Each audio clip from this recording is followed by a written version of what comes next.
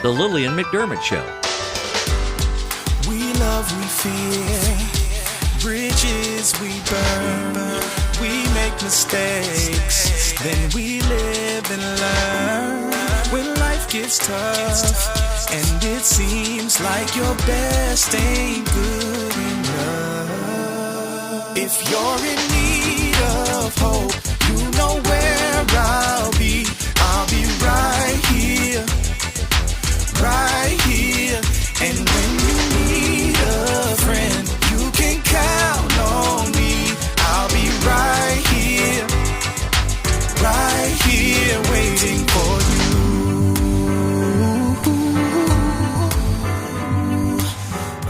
This is the place you can always turn to when you need a friend. The Lillian McDermott Show. To reach out to Lillian, visit her on the web at whenyouneedafriend.com. Now let's all learn together. Here's Lillian McDermott. Hello, my listening and viewing friend. It's so nice we can meet each other on the air on this beautiful, best day ever. And for those of you who are tuning into the classroom for the first time, please know I've been waiting for you. This is a safe place where you can go to when you need a friend. It is my commitment to provide alternative ways to heal, and it is my mission to make awareness, responsibility, and truth a part of our everyday life. And I hope you, my listening and viewing friend, will feel empowered to embrace a new truth and live the life of your dreams. Now, as you know, I have been for the last maybe year wanting and just manifesting this beautiful garden that hasn't happened yet in my home. You know, I live on the fifth floor in a condo, and so it's not very easy to just throw out some grass or some dirt on my porch and do those things. So I've asked Dr. Furman to see if he could help me, and we did a show on organic gardening, and when he said bat guano, he lost me right there. And so I thought, okay, I need to do a class. I need to do something where I understand it like basic gardening 101. And so who did I reach out to? Well, I have a really, really good friend, and her name is Judy. And Judy always comes to my house with some treasures from her next door neighbor's garden. Well, one day she took me to his garden, and it was like Jack and the Beanstalk. There was an abundance, bounty of everything you can imagine. Bruce could probably eat for free in his home for the rest of his life because of the beautiful garden that he has. He probably already does. I mean, I don't know. We haven't had that conversation yet, but we are going to have this conversation. And so I want to make sure that we learn what an everyday gardener does, an everyday person that wants to get started. And so I asked Bruce Williams if he would come into the classroom, and he said yes. And since it is our sole purpose in life to give and receive love and knowledge, I am grateful that Bruce is here to do just that. Welcome, Bruce, to the classroom. No, thank you for having me. Well, it's been really nice eating your produce. I just want you to know that. We don't really know each other very well, but I think after today's class, we're going to be best friends. How about that? Oh, yeah. Okay.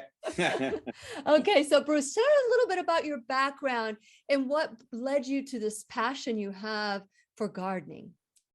Actually, ever since I was in my, probably 10, 11, 12 years old, my dad took me for the first time to a nursery, and they had tomato plants there, and I saw them, and I said, I'd like to grow those.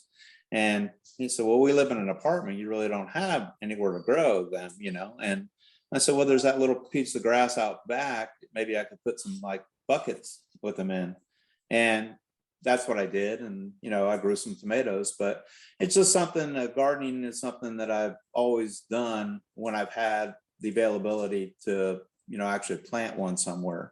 When I was in college, of course, I didn't have anything. I lived in an apartment upstairs, but when I got married and we bought a house, then first thing I did was put a garden in. So it's just something I've always liked to do. I enjoy it. It's my kind of thing that gets me stress-free. So when I go out in the garden and I can just plant things, and then over time, when things grow and you take care of them, then you get to see the end result, which is always good because it gives you something back. Now, how do you know? And this is my dilemma, and I don't know what it is. I don't know if it's a block. I don't know if it's that my inadequacy is coming out. But I have tried and I have attempted to grow my garden, but it doesn't seem like I'm growing with my garden. It's like I put the dirt there, I put the fertilizer, and I don't even know what the mix is. I don't. It's almost like I need to have like someone like a Bruce Williams right there near my shoulders, going, "This is how you do it," and like following you along, like spending a day in your garden. Maybe that's what I need. But what I've done this time is I bought a raised bed garden, and I want to show you what it looks like so that you have an idea what it looks like. That's a Okay. raised bed garden, and I bought two, and so I've got two balconies in my home, and I want to put two on each end. Maybe I need to put them on each side. I don't even know where to put them, if it needs to be facing east or west, what's the best thing. I've got the soil, I've got earthworm casting. I didn't go for the bat guano, and fertilizer. Everything is organic, or everything's organic. So now I have all these things, and I planted my seeds, but they did not procreate or propagate or whatever it's called. And none of them. And then I was talking to this person yesterday, and she said, well, did you get some starter seed soil? And I thought, no, I didn't. So I guess the point I'm trying to make is I feel overwhelmed and very inadequate, and that's why you're here. So can you help me, please, and in the process help everybody else?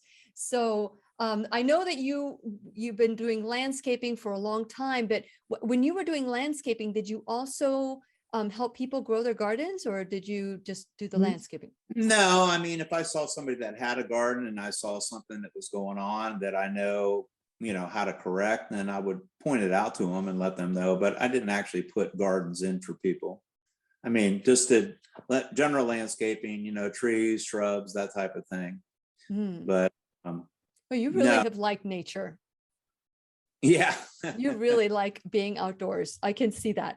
Okay. Yeah. So what are some of the things that I need to get? Like, for example, I said, I've got my raised bed, I've got my earthworm castings, I got raised bed soil, and I have my fertilizer. Everything's organic. Okay. Did you try to plant your seedlings in little pots to start them with, or did you try to plant? I took, this is what I did last time, and I may have bought the starter soil, the starter seed soil. I may have done that, but I have like this, those egg cartons that you get that have like 24 eggs in it, and it's got a little dome on it. Well, that's what I used. I used that to just get them started, but total failure. It was a total failure. It was after I spoke to you, you told me what to do. And so in talking and doing a little bit of research, it may be that the seeds were too old and they were not maintained in cool temperature or whatever. What do you think? Well, yeah, that's one of the main things. So you always want to start with fresh seed. Now, what I do with my seed is, typically you don't use all the seed that comes in a packet. So you've got leftover. So what do you do with it now? So what I do with mine is I usually take like a jar and I put them, whatever leftover seed packets I have, I'll put in a jar and I'll seal it and I'll put it in the refrigerator. They seem, what I found, to last a lot longer that way. So the next season comes around, I'll plant those seeds and they'll usually, all of them will still germinate. Gets beyond that, you really want to go back to fresh seed again. Well, these are probably 8 years old. Yeah, that's your problem. Well, don't they have a bunch of seeds somewhere in some place that have a seed for every plant there is and protected? Yeah, they do. That's like the survival kits that you can go on Amazon and get, where they give you 5 million different seeds, so you'll never run out of seed. But if you're using seed that's 8 years old and trying to germinate it, chances are, and I think you've already found that out, it's not going to work. Yeah. So you need to get some fresh seed. Okay, and I think your germination problem will be solved. Yeah. So you don't think it was the starter seed soil or anything like that? No. I mean, when you tell me 8-year-old seed, that tells me all I need to know. I was so proud that I had antique seeds that, that were like before maybe they were contaminated or have GMOs and all that stuff. So 8 years. So now I know. Okay. So Right. that's good. I get a pass on that one, right? Okay. Yeah, you get Okay, Mm. so with that in mind, I will go get some new seeds. I was talking to a nursery in Brevard County, a guy, and he said, it's still early enough. You can still get away with starting your own seed. So if I don't, I'm looking for, because I want organic vegetable plants, but you don't have an organic garden, do you? no. Tell No. me why you weren't concerned. Is it because you know what you put in your soil? You know that do pesticides or anything like that? If I do pesticides, I do stuff like maybe I'll use 7, which is one of the safer pesticides you can use, or depending if it's something like a certain insect, like a worm, I'll use like BT, which is the Bacillus thurisii, which is an organic. The way it works is it attacks the caterpillar's digestive system, and then he can no longer eat, so he basically starves to death. But those kind of products usually take a lot longer to work while the insects are still eating on your plants. Yeah. But no, and then I use a garden-friendly fungicide for problems with fungus that I get here and there. What about neem? What about neem? Is that good for anything? Neem is good for a lot of different things. It's good for aphids, good for mealybug, things like that. But neem you have to be careful with because it is an oil. You have to spray it late afternoon, because if you spray it when the sun's out and it's hot, you're going to burn your plant. Mm. So anytime you use neem, it is an oil. You want to make sure to use that. I always tell people late afternoon. Late afternoon. Yeah, and when it's off your plants pretty much, or off your garden. So that's the concern. I'm going to plant my garden. I'm going to watch it grow, because this happened to me last time, and I don't know if this happened to you the first time, Bruce, but I actually started a garden, and I was very, very proud of my tiny little garden. And when the first cucumber came out, I was like, I can't eat you, because I was like so attached to the cucumber, because I saw it grow from the little flower all the way to, and Right. the next thing I know, it was rotting. And I'm like, whoa, I've missed that opportunity. It was going to die anyway. I might as well put it in my stomach. So that kind of like ended up really, but I grew it, but I was afraid to eat my own food that I grew, because I'm so conditioned to buy my vegetables in the grocery store. How can I get over that? Well, I mean, if you grow your own vegetables and then you buy grocery bought vegetables and put them side by side and taste them, there's a world of difference in something you pick right out of the garden fresh, as opposed to who knows how long the squash you bought at the grocery store has been picked, how long ago it was picked, and where it traveled to before it actually got to that grocery store.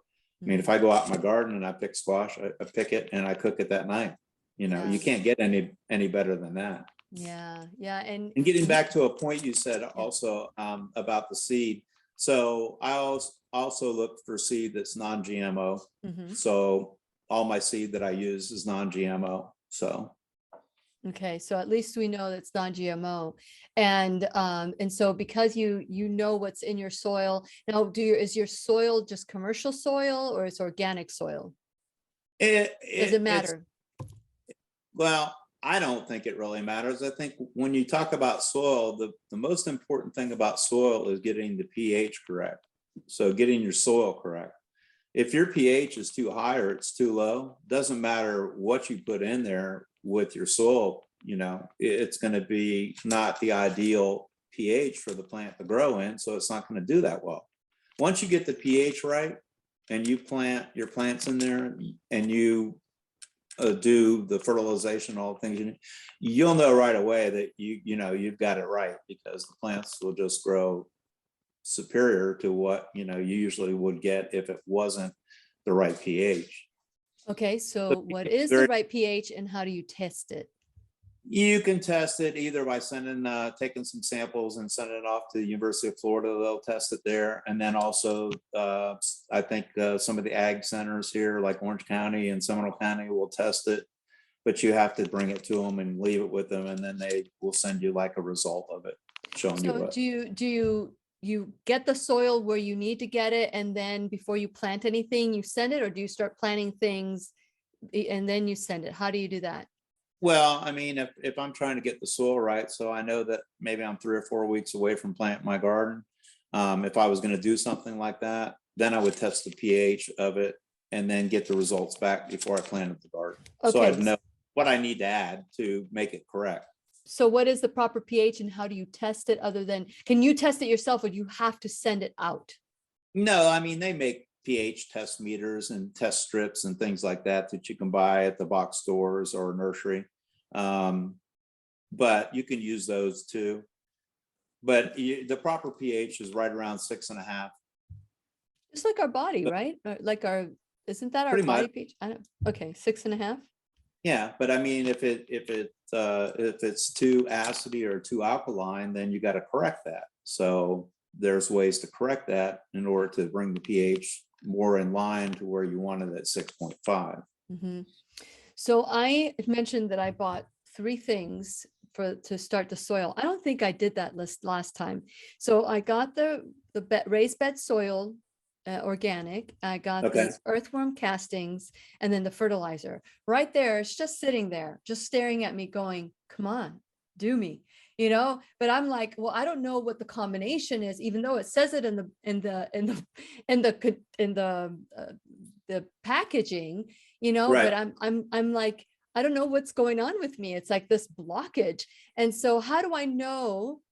Is it instinctively, or do I need to measure like a chemist that I need this much fertilizer to this much soil and this much? And when do I put the earthworm castings on there? Well, so I mean, you showed me the planters. I see what you have. So if I was doing those planters, yeah, what I would do is I'd probably do a mixture of the earthworm castings, like half of that and half of did you say potting mix or potting soil that came with it? Yeah, Or you bought? it's raised bed potting soil. Yeah, no mix. Yeah. One thing, I go ahead and try that and see how it works out for you, but I would recommend potting mix over potting soil. I've switched all my stuff, my raised beds and all my boxes that I do over to just straight potting mix. And I got last couple of years really good results with it. So Let me see. I'm using more of a mix. Yeah, I will tell you, I think it is a mix. Let me see. I took a picture of it before you came on. Yeah, it is raised bed soil, and it says no mixing. Grows bigger, better, bountiful plants. And Who makes it? Miracle Grow. Yeah. Yeah. So what I found using Miracle Grow, and not to bash them in any way or whatsoever, they've got some salt in their soil, and so usually that leads to some problems when you're trying to grow stuff. If you've got if you're using just straight Miracle Grow. So I use a different potting mix, same concept as Miracle Grow without the salt. But in your containers there, what I would do is just take, in order to fill it up, make it half and half, do half potting mix and do half of the worm castings, mix it all together, and then you're ready to plant right directly into that. Okay, so the raised bed soil, that is like 10 times bigger than the earthworm castings or the fertilizer. Right. So you said, did you say half the so like a 50-50 mix? So do I need to get like a bunch of bags? Because when the woman was reading to me, like, okay, all you need is like, this will do like 4 or 5 different beds, like, and so she says, you take this to a larger quantity. So do I need to buy more? Is it the equal parts, or is it just half the bag and half the bag? Well, what she's saying is basically to each plant, you would put some of the worm castings around it. So you're not mixing it completely into soil. Mhm. You can do it either way. I mean, if you want to make it go further, then you make the whole raised bed potting mix or potting soil in your case. And then as you plant your plants, because you're taking them out of your containers and going to put your transplants into the container box, Mhm. then you dig the hole deeper than it needs to be, wider than it needs to be. Start putting some of your worm castings in and then plant right into that. Got it. Got it. When do I use the fertilizer? Fertilizer, I don't start any beds or anything like that with fertilizer. I add fertilizer as the plants get going.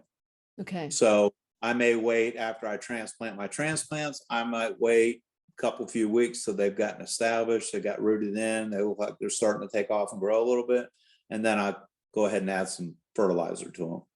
Now, And again, I'm just putting that right around the plant, each individual plant. so I shouldn't waste my whole bag and mix it with all the soil. You're just saying just go around and just go as close to the plant as I possibly can, right? Yeah, I'm saying that, yeah, just feed each individual plant as opposed to mix all your fertilizer into the bed itself at first. You can do it either way. And it may, you Sounds may like a want waste to, of money too. well, I mean, it can be. Mhm. And then also by doing that, if you're not careful, you may, not know exactly how much to put, and you put too much fertilizer in there and your roots get into that fertilizer and then all of a sudden they burn, then they die, your plants die, and you're like, well, what happened? Well, you burned them. So that's why I like to put it around the plants individually, so I can put just a little bit and not, put a whole bunch. So you put A the little bit of- fertilizer, you right. put the fertilizer and the earthworm castings around the plant. Yes, I do.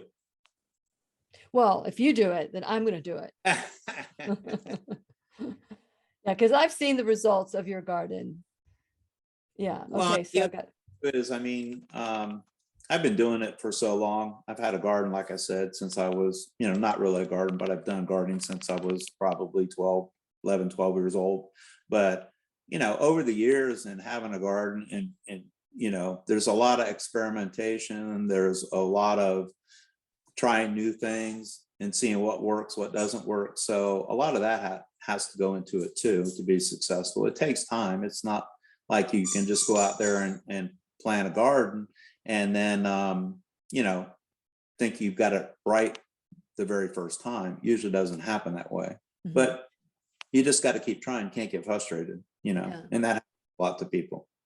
Now, And- if I'm trying to get the pH balance right, and I do the half potting mix, half soil, and I mix that together for the bed, and I start planning, how do I know how much around do I put around? How do I know that soil has a right pH balance? Do I send it out with just the soil, or do I send it out with like a little bit of castings and a little bit of fertilizer, assuming that eventually I'll put the plants in?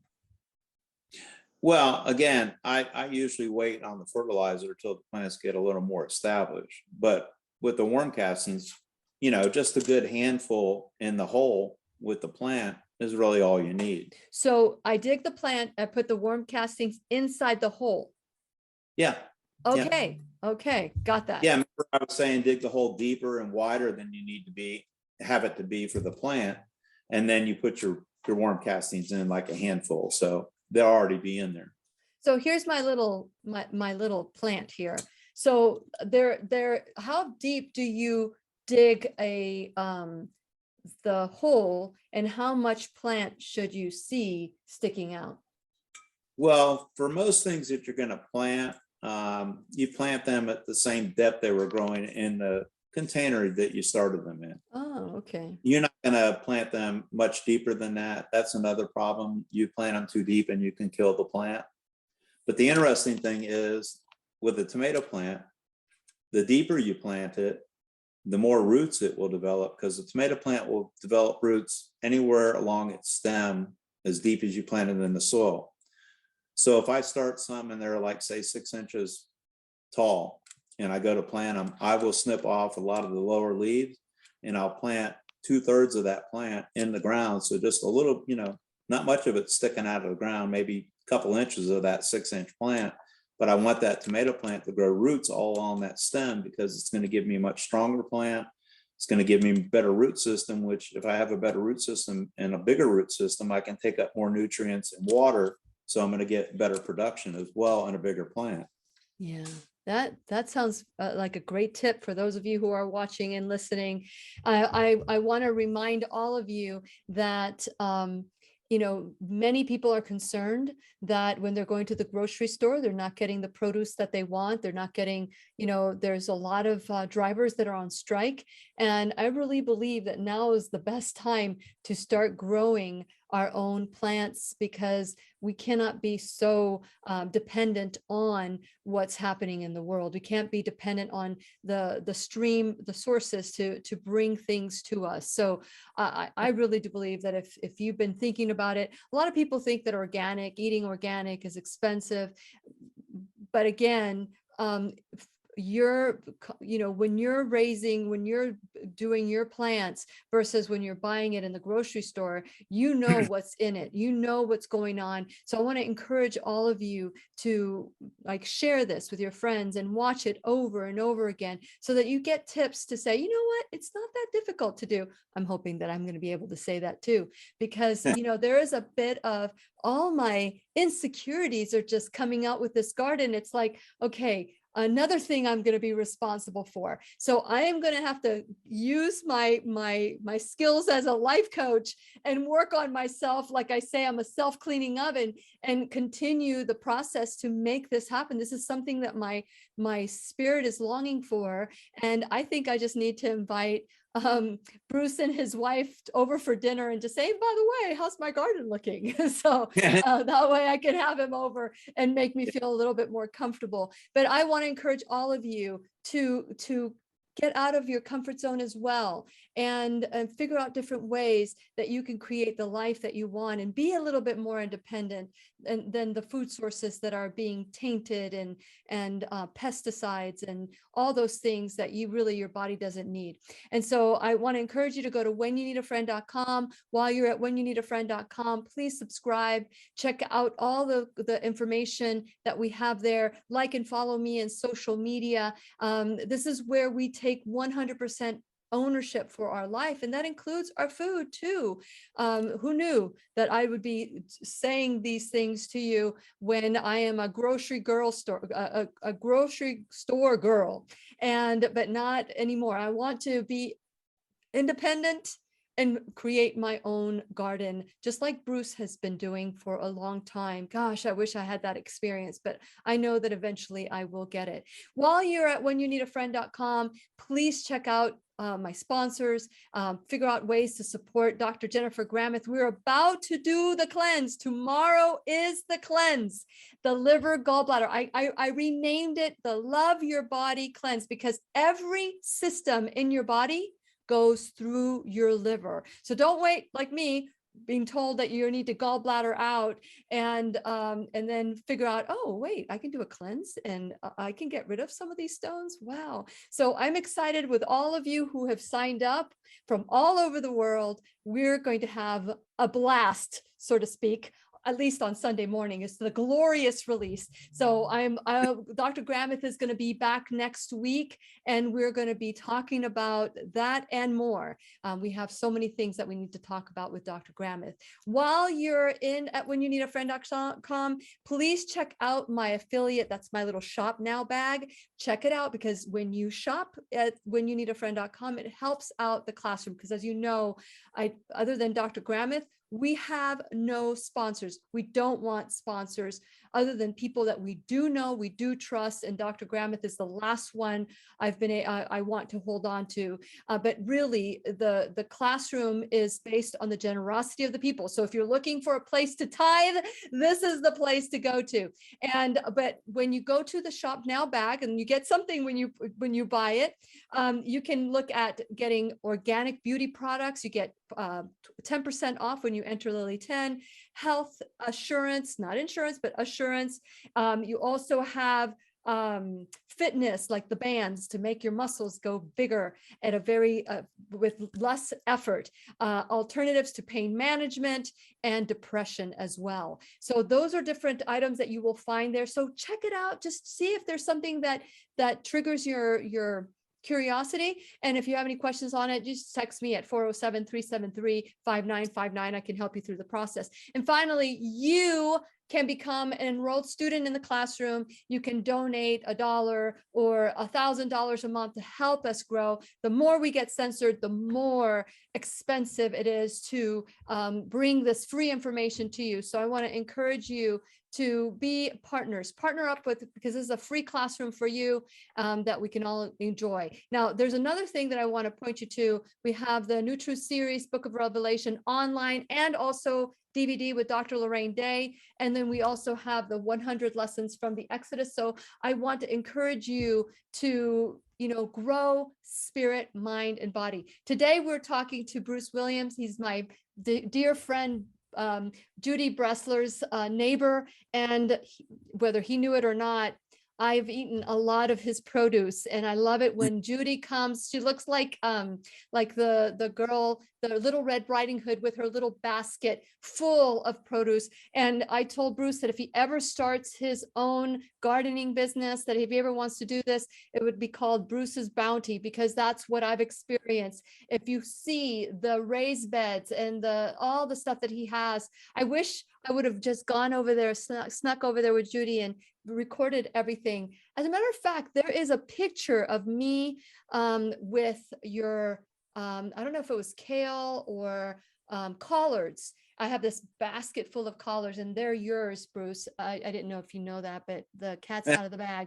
But anyway, I really thank you for your time. I know you're very busy. I know that you work still, even though you're retired, you work at a nursery, helping people from all over create what they want in their gardens. So is there anything that you can, when people like tips for people that want to start a garden, a vegetable garden to be specific, are there other tips that you can give to make things easier for us?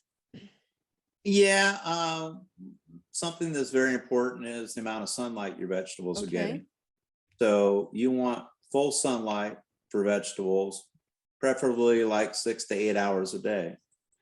So you want to, if you're ever planning to do a raised bed or your garden, you want to make sure that you put it in an area or spot that's going to get the most sunlight it can get throughout the day. Another tip would be a lot of people will want to overwater. That can be a problem, not only from the fact that, if you're overwatering, you're going to rot the roots and the plant's going to die from root rot, but also with the watering, you're getting water on the leaves and all that. And depending on the time of the year, you can lead to a lot of fungus diseases by keeping the leaves wet overnight. So if you're watering, I always tell people water first thing in the morning. Now, you don't have to get out there and water at 5 o'clock or turn your sprinklers on at 5 o'clock to water the garden. But, if you get 7, 8 o'clock in the morning, you run it 15, 20 minutes.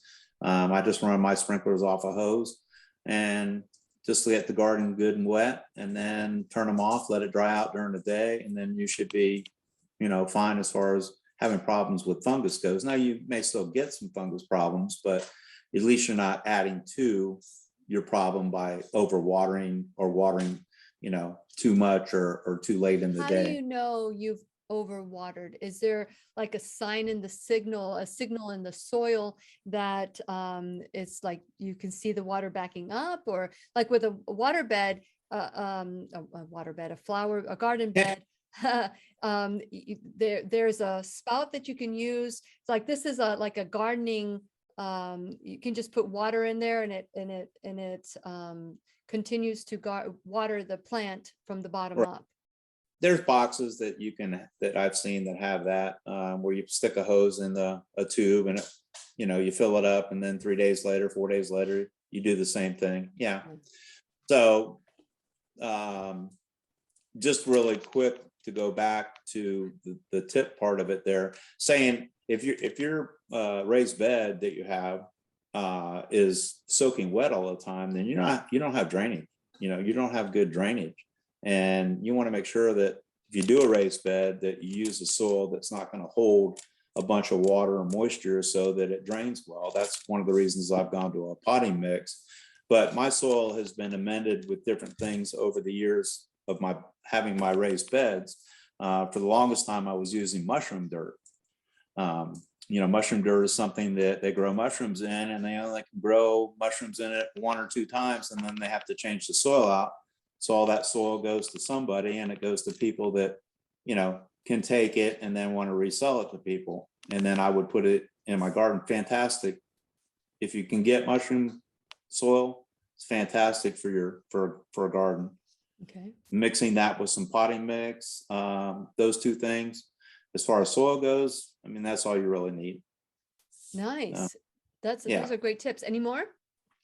I'm just trying to think off the top of my head here real quick. Again, not over fertilizing or fertilizing too often. How often should you fertilize?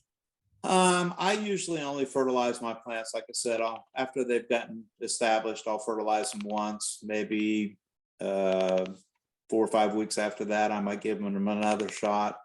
And depending on what kind of plant it is, some plants are going to produce quicker than others. So the ones that take longer, like Brussels sprouts, take up to 120 days. Those I'll feed maybe a couple more times after that. But if it's something like green beans that you can get beans in 45 days, I'll only feed those maybe at the most twice.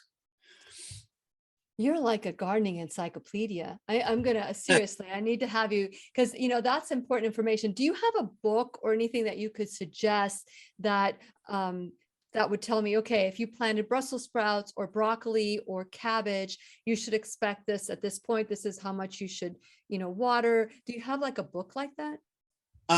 Yeah, not one that I've created or anything, but one that I've used in the past is Tom McCubbin has a book, The Joy of, I think it's not The Joy of Gardening, it's The Edible Garden, it's called.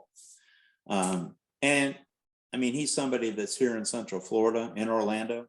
I don't know if people are familiar with him or not, but at any rate, so his tips are for this area right here, which is good because you're getting all the information that you can use if you're in Central Florida and you're trying to do a garden, and tells you what time of the year to plant, say broccoli or cauliflower, and what time of the year to plant squash or cantaloupes and things like that. So the average person that's not sure when to plant them. So again, I work at a nursery, and I get people that come in and they want to plant, they want to plant things like squash and melons and things like that this time of year. And I have to tell them that, it's not the proper time of year. They're more of a spring, summer type plant because it's going to get too cold for them. We get a frost and they're done. So other plants like cauliflower, broccoli, cabbage, kale, they can take a light frost without being damaged by it. So you got to plant your plants according to what season it is. Okay. So broccoli, cauliflower, cabbage. What else? What about beans, green beans? You mentioned green beans earlier. Is that hardy? Yeah, and not really hardy. They're going to get hit by a frost and then they're burnt. But I plant them. I've got some growing right now, but I know I'm only probably 25 more days away from being able to harvest the bean and if we get a frost, it's not till January or February. So I know I'm good. Now it may be something out of the ordinary where it gets cold enough to have a frost, but typically saying it doesn't happen in November or December. So if you plant them in September, you're guaranteed to be able to harvest beans usually before you're going to have a frost that's going to do any damage to them. Very nice. Very nice. Okay. So I need to get that edible garden book. I think that would be a good, it's good to have that guidance, because I don't know if you want me texting you every day, but it sure seems like it. But anyway, those are great tips and things to look at. Is it that difficult? Am I making it more difficult than it really is? Or are there things that I still need to know that I don't know? Well, there's still things I need to know that I don't know. And I've been doing it a long time. But yes, everybody that's doing a garden, there's things to know that you don't know and that you need to know.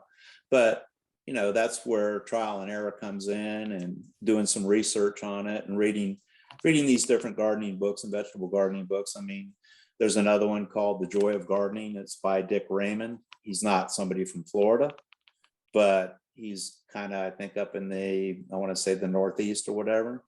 But I mean, his book is fantastic as far as ideas and things he does. And when you see the kind of, I mean, he makes me look like an amateur at gardening, because he just grows some fantastic stuff. But, he's constantly conditioning his soil, and, doing things that improve the soil. Soil is everything.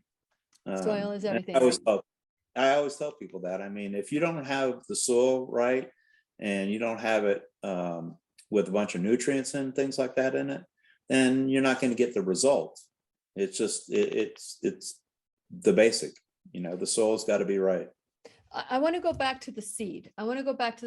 Because I guess the fact that I planted something that was 8 years old, and hopeful that, I mean, totally was blown away when, like, 2 weeks later, I'm like, what's going on here? Last time this worked. Well, last time it was fresh seed. So one of the things that I researched was that I should not transfer the seedling until it's had 2 feeder leaves fall off.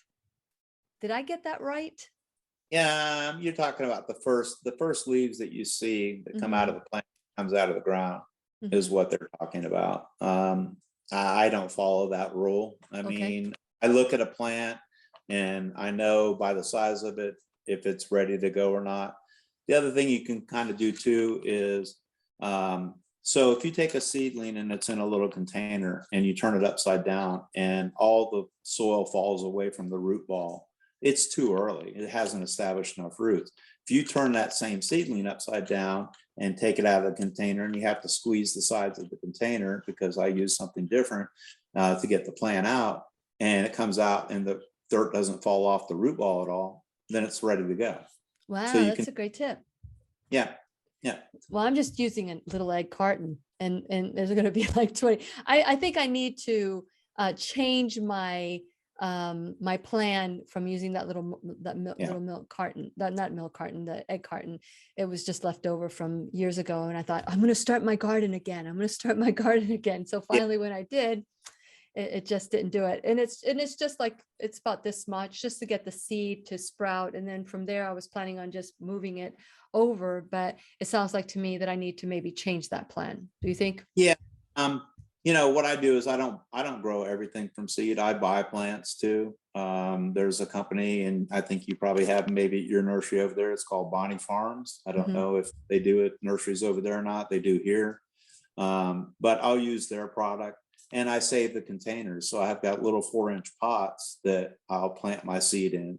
So when my seedling gets big enough to go into the garden, it's got plenty of room to grow in that pot and get big enough that, again, I've got a good sized plant when I'm transplanting, into the garden actually. Okay. Now, go ahead. Keep going. Yeah, I was going to say, with regards again to doing it from a condo on a balcony and all that, it's you're facing, so you're trying to get as much sunlight as you can, 6 to 8 hours a day. So if you face east, you're only going to get the morning sun and none of the afternoon sun. If you face west, you're going to get none of the morning sun, but all the afternoon sun. Okay, so my condo faces east, the back is west, but I have a wraparound. The back is a wraparound that can get the north. It goes from the west all the way north to the east, and then the second balcony that is totally facing north, but it gets the east sun in the morning. So you're saying plant it in the west is what I'm hearing you say. Yeah, that's the hotter part of the day and the more intense sunlight too. Okay, now I live on the water. And so with that in mind, there's a lot of birds. And so I've been doing some research, and the good thing is the birds that are around here, with the exception of the crows, are meat eaters like pelicans and is it osprey? Osprey. Osprey. Those are meat eaters, I think, though, because I Right. normally see them with the little, flying by my balcony with their little fish. So I'm assuming that they're not interested in some vegetables. But the crows and there's little tiny birds that might be. I don't have to worry about squirrels. There are no squirrels around me. But because of the brackish water, do I need to worry, or do I need to address the fact that there is salt water in the air? Because I'm between the ocean and the intercoastal waterway. Yeah. Right. Yeah, and that's something I've never had to deal with, so I Mhm. don't know. I Okay. mean, I've never been in an area where I was worried about salt air or anything getting on my plants. So you may have an issue with that. I don't know. I don't know. You might be able to talk to, I don't know, does Brevard County have an ag center? I don't If know they, what is an ag center? I was going to ask it's you that. agricultural center. Oh, okay. Yeah, so any questions you have regarding agricultural things, you can contact them and usually they'll have an answer for you. I So will. you might be able to contact them and say, hey, is there an issue with growing vegetable plants on a balcony where I'm getting salt air? Is that going to cause Got a it. problem? Got Yeah. it. I will do that because they may need a different pH balance. Do you think there may be a different need for a particular additive? Yeah, there may be Okay. something that you have to do because of that. So there was, so one of the research I did was I'm trying to figure out how can I protect the vegetables, the garden, and someone had suggested taking a PVC pipe, putting it between the two edges of the raised bed. It's a rectangular, like just take it large enough where the plants can grow. And they said there was a bird netting. There's bird netting. Do you suggest that? They said that it needed to be bigger, like so that the sun can get through and help with the plants as well. Yeah, I The mean, bees and I was going to say I use bird netting because I do have a problem with a certain type of bird species that wants to get into my tomatoes, and then I have a problem with squirrels as well. But you may want to test it first and see if you're having a problem. If you're not having a problem, there's no need to put it on there until you actually develop a problem. okay. But if you're using a bird netting, the one that I use and I like, it's a little bit heavier mesh. Some of them are real fine mesh and they're hard to work with, but the one I use has got 5/8 inch squares. So each square is 5/8 of an inch. Okay. And it's a little thicker plastic. So it's a little easier to handle and work with. Okay. Okay. So when it comes to sharing my garden, my bounty with animals, are there, because it's not just the birds. I mean, I'm sure that there are little roaches and rodents and bees and butterflies. What is acceptable? What is not acceptable? As far as letting anything get into the soil, because I have this little worker ants that I don't know what they're doing, but I find them that they go around the balcony and then they leave and they go up to the ceiling and then they come back and they're like working all day and I just leave them alone. Yeah. They're not bothering me, but if I have a garden, they might get into my stuff and now they may cause problems.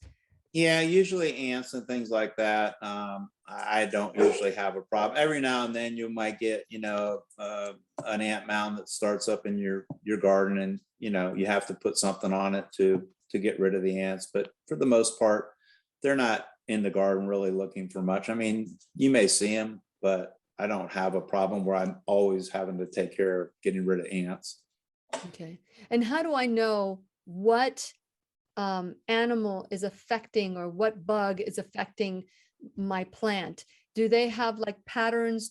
In the book, The Edible Garden or The Joy of Gardening, do they have samples of, if your leaves look like this, it's a caterpillar. If your leaves look like this, it's you had talked about a mealybug. I have never heard of a mealybug. Yeah, a mealybug, but Mealy. yeah. there are certain things to look for. The book in particular will address certain insects and things like that, show some pictures of what the insect looks like and what symptoms. If you see these symptoms, it could be this insect, it could be that insect, but definitely something that's chewed on a leaf is obviously a chewing type of insect, and probably a caterpillar or something along those lines. Green beans tend to get what they call a leaf roller, which the leaves look like they've been rolled over and they stay there, and that's a caterpillar that's inside of there. They're easy to kind of eradicate when you first see them. There's a little moth. Well, there's a moth that lays eggs and hatches into this caterpillar. I just go around and squeeze wherever I see the leaf, fold it over and kills the caterpillar. So if you don't want to spray something. Now, if you've got an infestation of them and you haven't noticed them, and now all your beans are just got pieces of the leaf rolled over and you see it all over, then you're going to have to do some kind of a spray, because, there's just way too many to go around there and try to eradicate them by just doing that.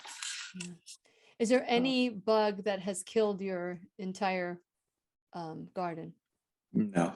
No, Never. so they're manageable. It's not like they can go in there overnight and you wake up and everything is dead. So it's a gradual thing, and so you need to pay attention to it. Right, you need to pay attention, look at your garden, see what's going on. Always check under the leaves. If you see some speckling or spotting on top of the leaf, a lot of people will never look underneath the leaf. Underneath the leaf is where 90% of the time you're going to find insects, underneath the leaf. So you always want to check underneath the leaf if you see something going on, or you suspect something going on. I have more of a problem where I live, and you're kind of familiar with the area here, with the deer. So I have to put a lot of wiring and fencing around a lot of things in my garden, because if I don't, the deer will eat them. Like all. the green beans, until I fenced them in one time, I replanted them 3 times. They let them grow up to the point where they're going to flower and start to put a bean out, and then they nibble them all the way down till they're just about a 4-inch stick in the ground. Oh my gosh, they're really hungry. Oh, well, it's a lot of different things they get into. So deer for a vegetable garden can be a real problem, but you're going to have to do it where you can fence it in so that they can't get into it. Yeah, I wish I would have thought ahead for you to take pictures so that you can show us what they look like. But it's just trust me when I tell you, I was so impressed with Bruce's garden, and it's been years now. I mean, I've been eating from. I mean, you've been the neighbors with the Bressers for how long? Like 30 years or so? Well, we lived here 27 years. 27. Yeah, I knew it was a while. Judy, yeah, they lived in another house down on the corner, and then they built on the lot next to us. So yes, I've been feeding Judy for many years, and she and me. always comes. Oh yeah, and she always comes over and either texts me or sees me and says, "You mind if I come and get this or that or whatever?" And I don't have a problem with it, because I can't eat all that I grow. That was my next question. Go ahead. What were you saying? I was saying it's just nice to be able to share too with other people that Judy has a garden too. Yes. But still there's some things that I grow that she doesn't grow. So she'll come and get that kind of stuff. Or I've actually, a funny story is when I get to the spring season, my kale is usually really big, and I want to dig it up and take it out because I need room in the bed for something I want to plant in the spring. And Judy is always yelling at me, "You can't dig that up. You can't dig that up."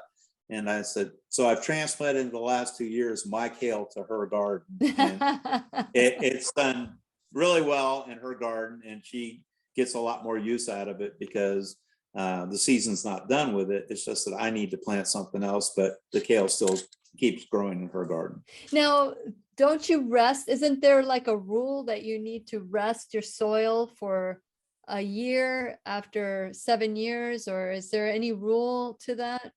I've never followed any rule like that. Again, I'm always amending my soil, so I'm adding to it. So I'm actually kind of freshening it up. I'm actually experimenting the last 2 seasons with using some other things that I found out about working at the nursery that I didn't know existed.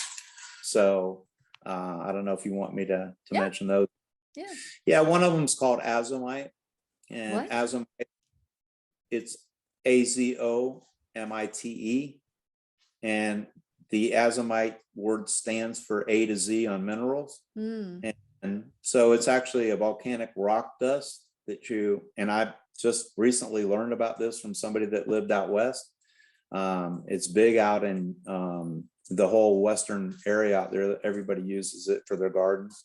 Not many people sell it here, but at any rate, it adds minerals back to your soil. And the minerals, they either leach out or the plants have taken up and used, and you don't have minerals in there anymore. It adds to them. So actually, it's a fine powder, the one that I found. It comes in more of a pellet size or a powder. The one I use is a powder only because I get it on Amazon because I can't buy it anywhere else. But I'll put a scoop of that in with my plant. And then another product that I've been using is a Mycorrhizal. A Mycorrhizal, and again, this is all new to me, so I've only experimented with it. This will be my second growing season. But Mycorrhizal is a fungi that actually attaches to the root system and causes the root system to be up to 3 times larger than it normally would be. So again, going back to the tomato and planting it deep to get a better root system on it.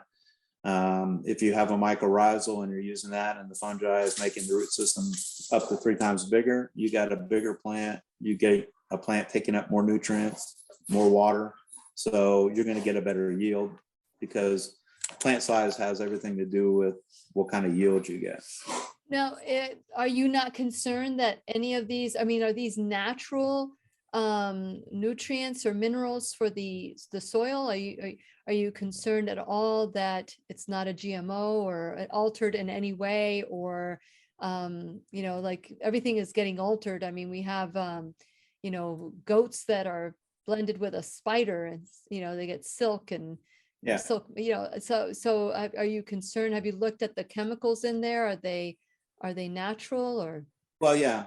They're natural. I mean, the mycorrhizal is coming from, it's a fungi, like mushrooms are a fungi. Okay. So they're natural. And then the other one, the Azomite, is a volcanic rock dust. Okay. So how do you use that? Like when you told me you put your fertilizer, you put your soil and you're mixing soil, whatever your potting mix, and you put it down, and then you put your plants in there. You put the worms inside the hole where you're going to put your vegetables. So when do you put the minerals?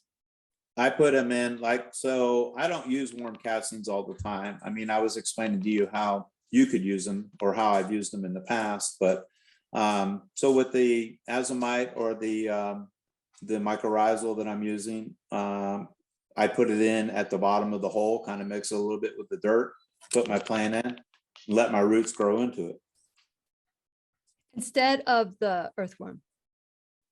Yeah, I mean, earthworms castings are something that you can use to, help your plants grow a little bit bigger or whatever, but what I'm finding with the Azomite and the mycorrhizal is that I'm getting much bigger plants.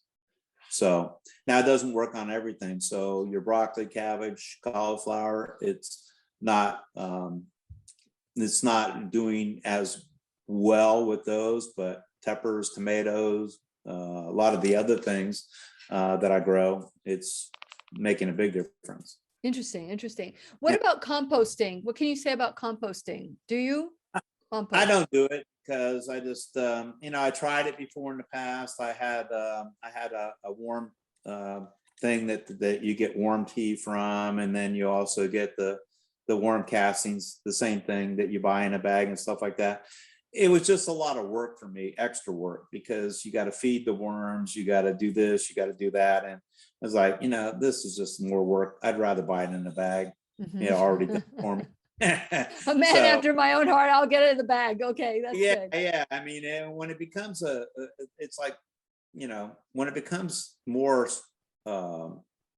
difficult to do than you really want to spend time doing, then it's not fun anymore, Yeah.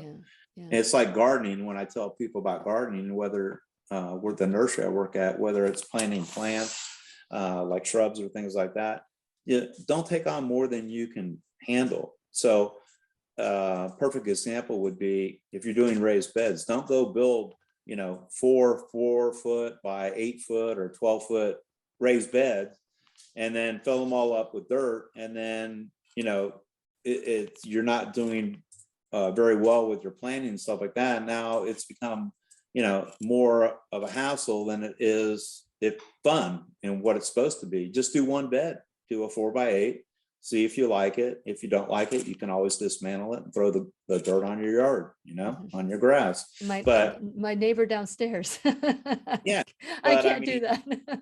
the biggest thing for me would be to tell people sometimes is don't get too overwhelmed by it. Don't try to do too much. And the same thing with what you're growing. Grow a few things, and then you get good with growing those, and then try to grow things that are a little bit more difficult, because like anything else, certain plants are more difficult to grow than others. Mhm. Some are very easy, radishes. Radish is easy. Radish is very easy. Beans are very easy. Lettuce is very easy. But, things like Brussels sprouts are a little bit more difficult to grow.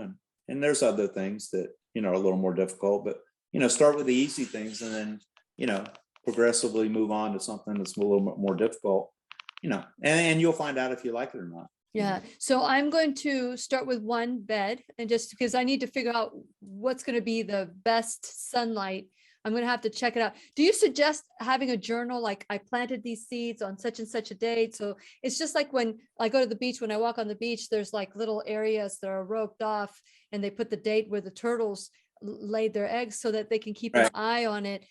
Is that something that you have? Do you have a journal for your garden to make sure that we know that when you planted it? Do you have anything like that? No, I don't put that much effort into it. Do you suggest, for a newbie, do you suggest that we do that? You could. I mean, it wouldn't hurt to get those little like plastic tags that have like a stake on them that are really small. You can buy them at the box stores, whatever, and then just on a marker like a Sharpie or something, mark cucumbers planted, I don't know, May 12th or something like that, just to see that, okay, I planted them on May 12th and now it's June 31st. And I'm finally getting cucumbers that I can pick, so that you can kind of get an idea of how many days it takes to get them from, a transplant to actually picking fruit off of them. Got it. Yeah, I don't do that. Okay, so real quick, because the fall is upon us and we want to create the bounty. What are some, you had mentioned broccoli, cauliflower, cabbage. Are there any other plants that would be good for the fall that we might want to put together in our bed? You can still do tomatoes. Tomatoes you would want to start back in September if you're going to do a fall crop of tomatoes. Peppers as well. I tend to wait until almost the end of October, beginning of November, to do broccoli, cabbage, kale, Swiss chard, things like that that love the cold weather. Because if you start them too early, especially lettuce, if you don't wait and do it about that time, lettuce, when it's too hot, if you plant it in September, all it does is bolt and go to seed, and the leaves are very bitter. So if you wait till it gets to be late October, November and plant some lettuce, it'll be much tastier then when you go to pick it. But again, the same thing happens with broccoli, cabbage, kale. It tends to want to grow real fast, and it doesn't have that cool weather that it really wants. When it grows in the cool weather and you've got plenty of time, because you can plant and it'll be cool weather all the way up, usually for us, February, maybe early March. If you plant it in November, October, late October, November, you got plenty of time to grow any of those. Very good. Well, I'm going to start my garden. I'll be sending pictures to you, Bruce. So I hope you don't mind. Well, this has been really informative. I feel like I have a little bit more information, and I'll also get the books, and I'm going to get some potting mix too, because I've had this raised bed before. to grow herbs, because I love herbs. I love basil, and I love, there's certain, I was very unsuccessful with cilantro, which I love cilantro. And so I want to grow some herbs as well so that I can prepare my meals with them. But I was thinking maybe one would be for herbs and tomatoes or whatever. And then I know that potatoes and sweet potatoes, those, like I tried to plant a sweet potato, and I didn't know when to pick it because it was in the ground. How do you know with a sweet potato? How do you know when it's right or not? I just pulled some sweet potatoes that I had planted today. Actually, I got rid of what I had in there because I need that bed for something else that I want to plant. And typically I just give them, I plant them, I try to plant them. So sweet potato is one of the plants that will take the summer heat all summer long. There's not many. Sweet potatoes, okra, they'll grow in the middle of the summer when it's 95, 97 degrees. They don't care, they grow fine. But I typically give them anywhere from probably 70 to 90 days. And then I'll go ahead and dig them up. A lot of people say when they stop flowering, then that's a sign that you can pick them. But I don't go by that. I kind of also dig around in the soil, kind of take a peek at how big they are. And if I start seeing some that are good size, then I know I'm safe. You're going to get all different sizes anyway.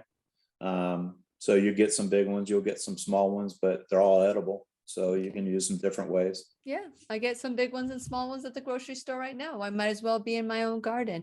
But I heard that, that you should not plant sweet potatoes in your vegetable garden because they kind of get wild. They're like sweet potatoes gone wild. They do. They take over. They're a vine. And if you plant them in your raised bed, I've got a raised bed that I just pulled them out of, like I said, that's 4 foot by, I think, 10 foot. And they're not only in the bed, they're all around the surrounding grass and everywhere around. Yeah. And a lot of times I'll just go by them when I'm weed eating and I'll knock them back with the weed eater just to keep them a little bit under control. Doesn't affect the size of the fruit or anything in the ground. It just keeps the plant a little bit more in control. But yes, if you have an area and you're growing sweet potatoes, dedicate that whole area to sweet potatoes. They'll take it. Yeah. Well, I am so grateful to you, Bruce. Thank you so much for everything, all the information that you've shared today, because, I think that it's time for us to really start doing as much as we can for ourselves as we can, because it seems like we're watching the world right now in chaos. And we just need, I know that you've been feeding yourself and your family and me and the Brestlers and probably all your neighbors for a long time. And so I think that that's what building community is all about. That's what it used to be like when we worked off the land, and those are different ways that we can slow down and just be grateful for our food. It'll mean something even more. So I want to thank you for being our teacher today. And I hope that something that Bruce said today will encourage you to maybe just start with a little pot and then go from there. And of course, I'm being ambitious and bought 2 of the flower beds, but do as I say, not as I do. But I'm going to start with 1. I just wanted to make sure I had a second one, and I'm starting off with 1, and I'll make it very easy. And is there a particular distance that we should have because I don't want it to be too cluttered when it grows, right? Yeah. Just make sure that you give it for whatever you're growing in there. And when the plants start to grow, you'll see how the size of them are. Just make sure that, you give everything enough room to grow. Don't try, if you're doing a container like that, don't try to, put 10 things in there, because you're not going to have the room for it to begin with. And your plants, if they don't have enough room to grow, well, they're not going to produce much. So you're just taking away from your production by planting a bunch of things in there and not getting much off of the plants because they're too crowded. Very good. Okay. Those are all great tips. If you guys have any questions, just type a Q, write the question down, and I'll see if I can get Bruce to help us answer the questions later on. And so we're not going to do a Teacher's Pet Corner. We pre-recorded today to accommodate Bruce's schedule, but remember, we have the cleanse starting on Thursday. So if you've been wanting to do that, now's the time to act. And if you want to do it later on, you can still do that as well. So we're figuring out something with this cleanse because it is very powerful. It will help your body tremendously. Okay, so now with the food, it is time to take your health back. That way you know exactly what you're putting into your body and not having pesticides and all those things that can be harmful, maybe not today, but down the road.